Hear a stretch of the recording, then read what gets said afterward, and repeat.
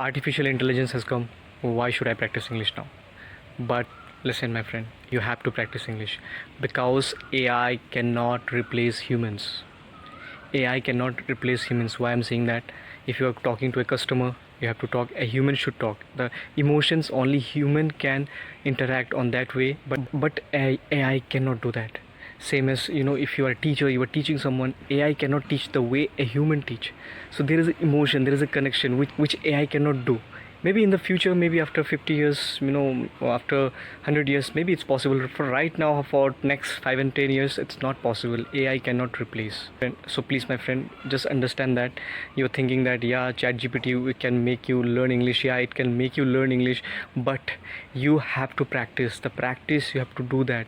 AI cannot do so many different things which AI, it's really not possible, because only human can do that, because humans have emotion. An artificial intelligence cannot close the sales deal. Only a human can do that. If you want to improve your people skill, and artificial intelligence cannot do that. You have to practice. You have to know how to talk to people. You have to practice your communication skill. You have to improve your English. But it's really not possible. AI cannot replace, and AI cannot build a relationship.